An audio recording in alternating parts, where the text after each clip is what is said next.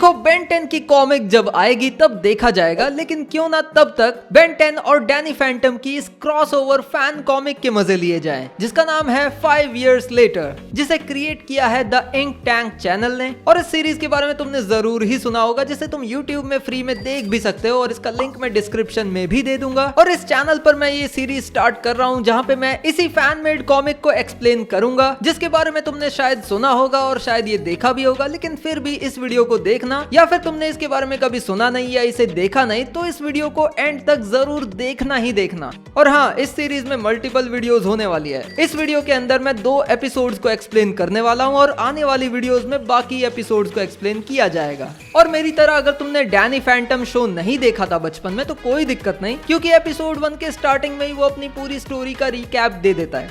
तो सारी जरूरी बातें हो गई, so let's start the video. तो कहानी शुरुआत होती है डैनी के खुद के बारे में थोड़ी इंफॉर्मेशन देने के साथ, जहां सबसे पहले वो अपना नाम बताता है, डैनी फैंटन, और वो इस समय 20 साल का है, जो कि अपने पेरेंट्स के साथ MIT पार्क में रहता है और उसके पेरेंट्स घोस्ट हंटिंग करते हैं। और वही दोनों एक्टो एनर्जी टेक्नोलॉजी के मामले में सबसे ज्यादा टॉप के साइंटिस्ट भी हैं। जब डैनी 14 साल का था तो एक छोटा सा एक्सीडेंट हुआ, जिसके चलते उसे घोस्ट पावर्स मिल गए, जैसे कि दीवार के आर पार जाना, गायब हो जाना, उड़ना, ghost sense, ice powers, energy constructs और भी कई सारी पावर्स। और इसी तरह से वो बना एक ghost fighting super hero Danny Phantom. और एक टिपिकल सुपर हीरो फैशन में उसने ये राज अपने पेरेंट्स से छुपा के रखा, पर समय के साथ उसे पता चलता है कि यही एक्सीडेंट जो उसके साथ हुआ है वो उसी के डैड के एक लैब पार्टनर के साथ भी हुआ था कई सालों पहले। व्लाड मास्टर्स था उसका नाम, और उसने इस एक्सीडेंट से मिली पावर्स का गलत इस्तेमाल करना चाहा, जिससे अल्टीमेटली वो डैनी फैंटम का मेन विलन व्लाड प्लाज्मियस बना। पर एक दिन एक डिजास्ट्रॉइड नाम का एक कॉमेट पृथ्वी की तरफ उसे तबाह करने के लिए बढ़ रहा होता है, जिसको रोकने के लिए उन दोनों को अपनी सीक्रेट आइडेंटिटी लोगों के सामने रिवील करनी ही पड़ती है। पर व्लाड इतनी आसानी से मदद नहीं करने वाला था, क्योंकि उसे अपनी मदद के बदले चाहिए थी पूरी दुनिया पे हुकूमत। उस समय पूरी दुनिया ने व्लाड का असली चेहरा देखा, लेकिन जब उसका प्लान काम नहीं किया तो उसे स्पेस में मरने के लिए छोड़ दिया गया। उसे पृथ्वी से निकाल दिया गया और तब से उसका कोई अता पता नहीं। सीन बदलता है और हम देखते हैं कि काफी समय बीत चुका है और काफी कुछ बदल भी चुका है। डैनी की सिस्टर जैज कॉलेज जा चुकी है, डैनी का बेस्ट फ्रेंड टकर उनके शहर का सबसे यंगेस्ट मेयर बन चुका है, और डैनी की लव इंटरेस्ट या उसकी फियांसे देश भर में घूम के अब पीस रैलीज करने पर फोकस कर रही है। मगर डैनी अपनी सिंपल लाइफ में लौट चुका है, जहां वो अपनी डैड की कंपनी फैंटन वर्क्स में उनके प्रोजेक्ट्स में हेल्प करता है, पर उससे भी ज्यादा उनके सबसे ग्रेटेस्ट इन्वेंशन में, द घोस्ट पोर्टल।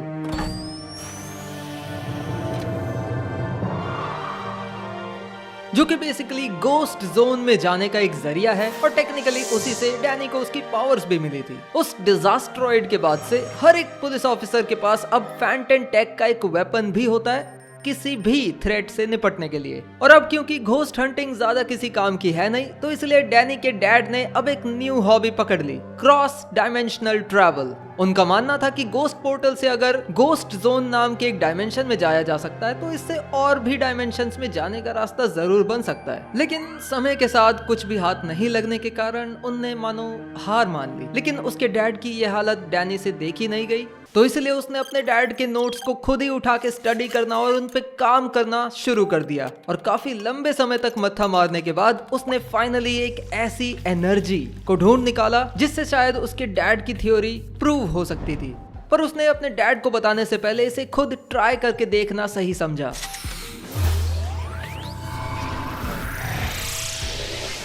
और पोर्टल के उस पार वो पहुंच गया नल वॉइड में। एंड ऑफ कोर्स कुछ खराबी आने की वजह से उसकी स्पेक्टर स्पीडर यानी कि उसकी शिप में पावर की कमी हो गई, और डैनी को एक पुराना सा टावर दिखा वहां पर, जहां पे उसने अपनी शिप को लैंड कराया और अंदर चला गया। पर वहां पे उसे अपनी काम की चीज मिले उससे पहले ही उसे कुछ लोग मिल गए। उसके सामने खड़े थे बेन और रुक के प्रोटोटूल को डैनी की बॉडी से कुछ अननोन एनर्जी के सिग्नल्स मिलते हैं। बेन को लगता है कि शायद सर्वांटिस की टीम रूटर्स का ये शायद कोई पुराना मेंबर होगा, और ये सोचकर वो अपने नए ओमनिट्रिक्स के जरिए ट्रांसफॉर्म हो जाता है स्वॉर्म फायर में।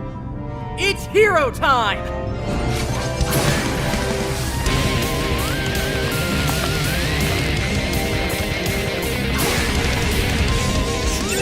Fire! स्वॉर्मफायर डैनी पे अटैक करता है, लेकिन डैनी छुप जाता है और फिर उसकी तरफ एक टूल बॉक्स फेंकता है। बेन उस टूल बॉक्स को तो तबाह कर देता है, लेकिन ध्यान भटकने की वजह से डैनी उसका सर उड़ा देता है। He went for the kill straight up। शुक्र है इसका निशाना रुक नहीं था। स्वॉर्मफायर अपने सर को रीजनरेट कर लेता है, लेकिन तभी डैनी फैंटम में ट्रांसफॉर्म होकर स्वॉर्मफायर को खिड़की से ही बाहर फेंक देता है। डैनी भी उसके पीछे पीछे जाता है, पर एक दीवार पर उसके कुछ ट्रेसेस छूट जाते हैं, जो कि प्रोटोटूल के अकॉर्डिंग एक्टोनियोराइट से रिलेटेड लग रहे थे। दूसरी तरफ हम देखते हैं कि स्वॉर्मफायर और डैनी की फाइट अभी भी जारी है, जहां दोनों एक दूसरे की पावर्स का प्रदर्शन कर रहे हैं। डैनी स्वॉर्मफायर को जमा रहा है, स्वॉर्मफायर आइस को तोड़ रहा है। स्वॉर्मफायर उसे कैप्चर करने की कोशिश करता है, लेकिन डैनी बच निकलता है, पर तभी रुक उसे पकड़ ही लेता है और शॉक भी दे देता है। रुक बोलता है कि उसने इस अनजान घुसपैठिए का पता लगा लिया है। बेन कहता है कि इसके पास आइस पावर्स हैं, तो शायद ये किसी टाइप का बिग चिल है, पर रुक उसे करेक्ट करते हुए कहता है कि नहीं, एक्टोप्लाज्मिक एलिमेंट्स मिले हैं मुझे इससे। तो फिर बेन को शक होता है कि शायद ये भी किसी तरह का एलियन हाइब्रिड है। फिर रुक अंदाजा लगाता है कि शायद सर्वांटिस भाग निकला है और फिर से कुछ बच्चों पे एक्सपेरिमेंट कर रहा है। वो दोनों ये बात कर ही रहे थे कि इतने में डैनी वहां से निकल पड़ता है और बेन उसे पकड़ने के लिए ट्रांसफॉर्म हो जाता है गोस्ट फ्रीक में,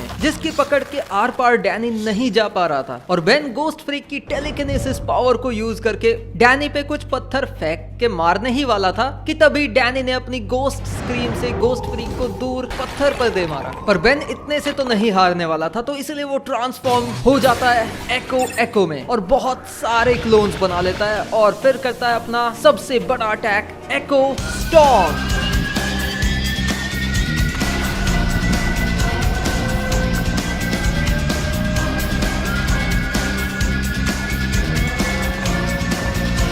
उस अटैक से डैनी को कितना नुकसान हुआ ये तो पता नहीं, लेकिन रुक बताता है कि शायद उस अटैक से कुछ नल वॉइड के भयानक क्रीचर्स जाग उठे हैं, जो कि था एक वे बैड।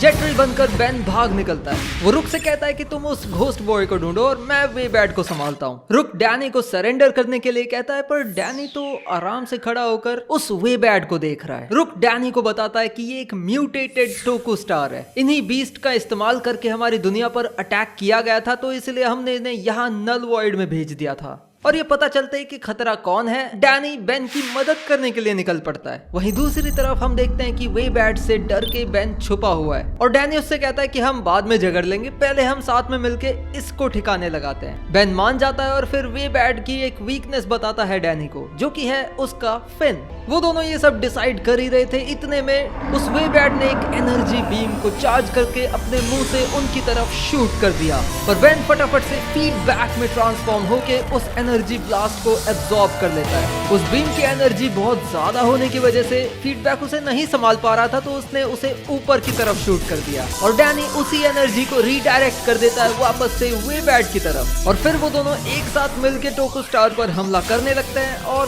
काफी डैमेज पहुंचा देते हैं उसे। बेन आर्मो ड्रिलों में बदलकर जमीन को थरथराने लगता है और ऊपर से डैनी भी अटैक करता है, जिसके चलते टोकू स्टार लड़खड़ा के अपने ही एक टूटे हुए हिस्से पे गिर के ब्रूटली मर जाता है। इतनी ब्रूटैलिटी हमें बेन 10 शो के अंदर तो कभी देखने को नहीं मिलती, लेकिन ये एक फैन सीरीज है तो यहाँ पे मिल गई। इतने बड़े बड़े अटैक करने की वजह से डैनी काफी थक चुका था। बेन और डैनी एक दूसरे से बातचीत करने लगते हैं और एक दूसरे से सवाल करते हैं कि भला तुमने मुझे पहचाना क्यों नहीं। डैनी बताता है कि मैं काफी फेमस हूँ, मेरे कई सारे स्टैचूज भी लगे हैं, और प्रूफ के लिए वो एक फोटो भी दिखाता है, जिसे जब रुक स्कैन करता है अपने प्रोटो टूल से तो उसका रिकॉर्ड उसे मिलता ही नहीं। जिसके बाद डैनी उन्हें अपनी सारी कहानी बताता है और बेन उसे नल वॉइड के बारे में बताता है कि ये एक ऐसा जेल डायमेंशन है जिसमें हम इंटर गैलेक्टिक क्रिमिनल्स को रखते हैं। डैनी बेन से पूछता है कि भला तुम इस डायमेंशन में क्या कर रहे हो, तुम्हें तो अपनी अर्थ पे होना चाहिए था। तो बेन बताता है कि जब तुम सर्वांटिस के टावर पे आए थे तो वहां पे एक इमरजेंसी अलार्म बजने लगा, जिसके चलते हम यहाँ पे आ गए। बेन उसे प्लम्बर्स के बारे में बताता है और डैनी पूछता है बेन से कि क्या तुम्हारे लिए ये इंटर डायमेंशनल ट्रैवल ये आम बात है क्या।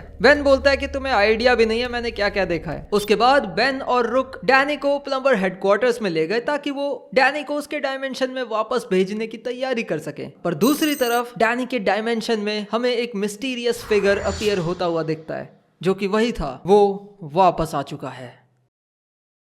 उसके बाद बेन अपनी स्टोरी बताता है कि उसका नाम है बेन टेनिसन, जिसे फेमसली बेन 10 के नाम से भी जाना जाता है, और उसका पार्टनर है एक एलियन मैजिस्टर रुक ब्लॉन्को। 10 साल की उम्र में बेन को ओमनिट्रिक्स मिला था, जिससे वो 10 एलियन हीरोज में ट्रांसफॉर्म हो सकता था। पर टाइम के साथ उसमें और भी कई सारे एलियंस अनलॉक होते गए और इस तरह से उसके पास ढेरों एलियंस है फिलहाल। और अपने ग्रैंडपा मैक्स और प्लम्बर्स के साथ मिलके वो दुनिया भर के एलियन थ्रेट से फाइट करते हैं। बेन की कजन ग्वेंडोलिन टेनिसन, जो कि फ्रेडकिन यूनिवर्सिटी की प्रोफेसर और प्रोटेक्टर भी है, जिसे 10 साल से भी ज्यादा हो चुके हैं सॉर्सरी की स्टडी करते हुए। और बेन का बेस्ट फ्रेंड केविन लेविन, जो कि बचपन में उसका दुश्मन था पर अब वो दोस्त है। वो मैटर और एनर्जी और डीएनए को भी एब्जॉर्ब कर सकता है और उनके कॉम्बिनेशंस भी बना सकता है। जब दुनिया खतरे में नहीं होती तो बेन प्लम्बर एकेडमी में कुछ लोगों को ट्रेन भी करता है, और वो लोग खुद को कहते हैं द ओरायन स्क्वाड।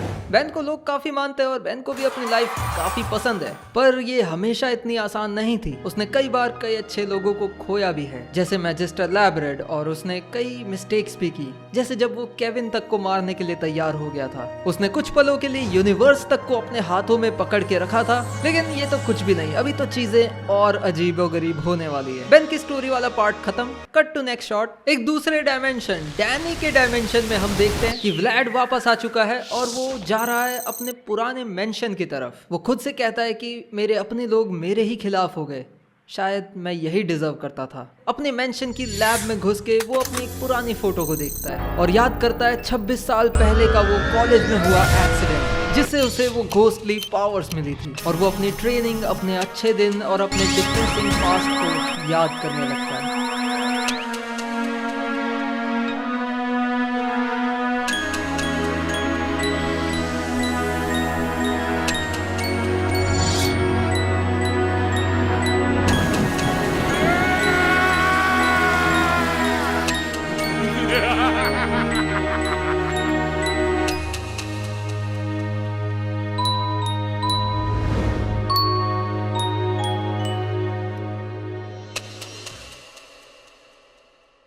तभी अचानक से उसके पीछे एक मिस्टीरियस बंदा आ खड़ा होता है। व्लैड कहता है कि अभी मुझे फाइट करने का कोई मूड नहीं है, और फिर हमें पता चलता है कि वो मिस्टीरियस फिगर असल में है इयॉन। और वो व्लादिमीर से कहता है कि मैं यहाँ तुम्हारे लिए आया हूँ, और ये जो तुम पास्ट की चीजों को लेके टेंशन ले रहे हो ये किसी काम का नहीं है। अब ध्यान से मेरी बात सुनो, मैं दोबारा नहीं कहूँगा, मुझे तुम्हारी मदद चाहिए, बदले में मैं तुम्हें तुम्हारी ताकत वापस दे दूंगा। और ऐसा कहते ही वो एक झटके में व्लैड की हालत सुधार देता है। व्लैड भी चौंक जाता है कि ये तुमने कैसे किया। तो इयॉन जवाब देता है कि तुम मुझे कह सकते हो एक टाइम वॉकर। टाइम और स्पेस मेरे लिए कुछ नहीं, बल्कि बस कंट्रोल करने के लिए कुछ चीजें हैं, लेकिन इसकी भी मुझे एक कीमत चुकानी पड़ती है, ऐसी कीमत जिसको चुकाते चुकाते मैं अब थक चुका हूँ। और उसके लिए व्लादिमीर तुम मेरे लिए सबसे ज्यादा काम आने वाले हो। ऐसा कहकर जो इयॉन ने उसे थोड़ा सा जवान बनाया था वापस से उसे वैसा ही बुढ़ा बना देता है। और व्लादिमीर उससे कहता है कि तुम तो खुद ही काफी पावरफुल लग रहे हो, तो तुम्हें मेरी क्या जरूरत। तबाही मचाने के मेरे दिन कब के खत्म हो गए, जिससे मुझे कुछ भी नहीं मिला और मेरे पास कुछ भी नहीं बचा। इयॉन कहता है कि अगर तुम्हें बदला लेने का मौका मिले तब भी नहीं। तो व्लादिमीर फिर से एक बार कहता है कि मैंने बदले की राह चुनकर देख ली, और उसके चलते ना मेरे पास अब कोई घर है, ना कोई काम और ना कोई साथी।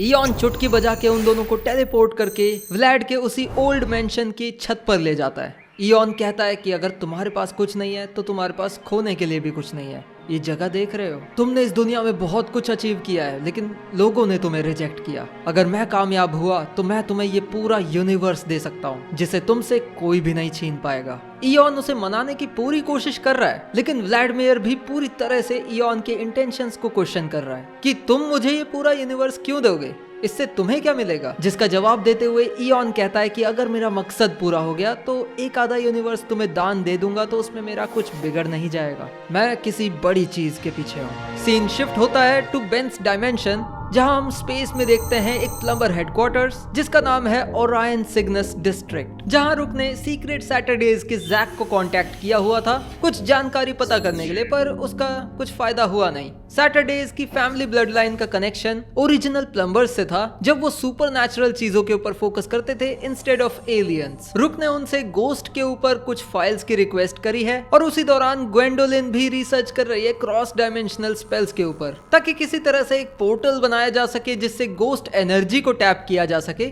और गोस्ट जोन के अंदर एंटर किया जा सके। वहां से डैनी अपनी अर्थ का रास्ता खुद ढूंढ लेगा। बेन को भी एक्साइटमेंट होता है उस डायमेंशन में जाने का, क्योंकि उसे लगता है कि वहां पे सारे ही ऐसे होंगे, गोस्ट होंगे। पर डैनी बताता है कि ये इतना भी आसान नहीं है एक्सप्लेन करना। एक्चुअल में गोस्ट जोन एक तरह से 2 डायमेंशन के बीच का डायमेंशन है। और फिर वो ये बोल के मिस्टर स्मूदी का एक सिप लेता है और उसे ये फ्लेवर ही पसंद नहीं आता। बेन डैनी से नल वॉइड की फाइट के दौरान काफी इंप्रेस था, तो वो उससे पूछता है कि ये हीरो वाला काम तुम कब से कर रहे हो। तो डैनी जवाब देता है कि मैंने काफी टाइम तक ये किया, लेकिन तब तक ही जब तक कि दुनिया को मेरी जरूरत थी, और अब मैं नॉर्मल लाइफ में लौट चुका हूँ। तो बेन उसे थोड़ा मोटिवेट करता है वापस से हीरो बनने के लिए। इतने में रुक बीच में बोलता है कि मैं अपनी रिसर्च जारी रखूंगा गोस्टली एनर्जी पे, और वो डैनी से ये भी पूछता है कि गोस्ट जोन में जाने के बाद तुम घर कैसे जाने वाले हो। उसके बाद डैनी पता नहीं कहां से एक लंबा सा स्क्रॉल निकालता है और एक्सप्लेन करने लगता है कि कैसे ghost zone inter dimensional travel में हमें गाइड करता है, और एक बार वो गोस्ट जोन में घुस गया तो ये मैप के जरिए वो अपनी डैड की लैब में चला जाएगा। पर ब्लू किच और ड्रीवा को लगता है, और नहीं भी लगता है, कि वो गोस्ट पोर्टल बना लेंगे। डैनी उन्हें देख के बोलता है कि ये तब से यहीं थे क्या। तो फिर रुक उसे बताता है कि ये गैल्वन की स्पीशीज के लोग हैं, कई सारी गैलेक्सीज में से इन्हें सबसे ज्यादा स्मार्ट माना जाता है, ब्ला ब्ला ब्ला। इतने में ड्रीवा बोलता है कि हम गोस्ट पोर्टल बनाना तब शुरू करेंगे जब ग्वेंडोलिन आ जाएगी। इतने में कमरे में घबराते हुए जल्दी से एक सिट्रकाया यानी कि फास्ट ट्रैक की स्पीशीज की एक लड़की घुसती है, और वो कमांडर टेनिसन यानी कि बेन को एक ऐसे खतरे के बारे में बताती है जिसको प्लम्बर हेडक्वार्टर्स पे टेलीपोर्टर ए के द्वारा भेजा गया है, और खतरा थोड़ा बड़ा लग रहा है क्योंकि कोई भी उसे रोक नहीं पा रहा है। ये सुनते ही डैनी और बेन दोनों निकल पड़ते हैं उस खतरे से भिड़ने। और जब वो लोकेशन पर पहुंचते हैं तो उन्हें दिखता है व्लाड प्लाज्मियस, वो भी अपनी प्राइम फॉर्म में। अब आगे क्या होगा ये जानने के लिए तुम यहाँ पे इस वीडियो पे क्लिक कर सकते हो। इस वीडियो को लाइक करना, चैनल को सब्सक्राइब करना, और जाते जाते अपना फेवरेट मोमेंट भी कमेंट करते हुए जाना।